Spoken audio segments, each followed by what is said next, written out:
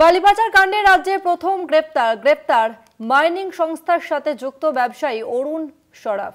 চলতি বছরে অরুণের একাধিক অফিস ও ঠিকানায় তল্লাশি চালায় ইডি। দিনভর জিজ্ঞাসাবাদের পর গ্রেপ্তার অরুণ সরাফ, এমনটাই খবর ইডি সূত্রে।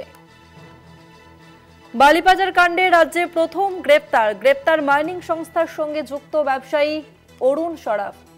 আমরা বিস্তারিত জানবো, আমাদের সঙ্গে ফোন লাইনে রয়েছে প্রতিনিধি অরিত্র ঘোষ। অরিত্র, এখন রাজ্যে একাধিক নিয়োগ দুর্নীতির পরে গরু পাচার কাণ্ডের পরে আরো একটি পাচার কাণ্ডে বা দুর্নীতিকে তদন্ত শুরু করেছে এবং সেই মোতাবেক সেপ্টেম্বরের প্রথম সপ্তাহ থেকে ঝাড়গ্রাম, মেদিনীপুর, কলকাতা, সল্টলেক সহ একাধিক জায়গায় তল্লাশি শুরু করেন কেন্দ্রীয় তদন্তকারী সংস্থা এনফোর্সমেন্ট ডিরেক্টরেট তথা ইডি।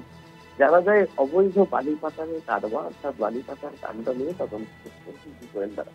এবং তারপরে যে খবর সামনে আসে, অরুণ সরাফ নামে এক ব্যক্তির নাম উঠে আসে। সেই অরুণ সরাফ হচ্ছে একজন ব্যবসায়ী।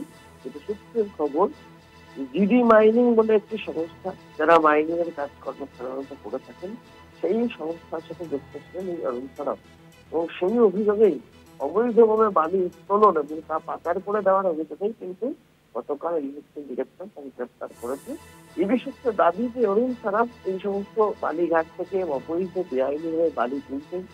সেই বালির টাকা যেটা তার মুনাফা হতো, সেই টাকা হাওয়ালার মাধ্যমে বিদেশে বিনিয়োগ করতেন তিনি। সব মিলিয়ে রাজ্যের একাধিক ঘটনার পর, ঘটনাবহুল দুর্নীতির পর এবারে বালি পাচার যে মামলা, বালি পাচার কাণ্ড, সেই কাণ্ডে রাজ্যের প্রথম গ্রেপ্তারি ব্যবসায়ী অরুণ সরাফ। ইডি গোয়েন্দারা চাইছেন তাকে নিজেদের হেফাজতে নিয়ে এই চক্রের সাথে আরো কেউ যুক্ত আছে কিনা সেটা সত্যি। ধন্যবাদ অরিত্র।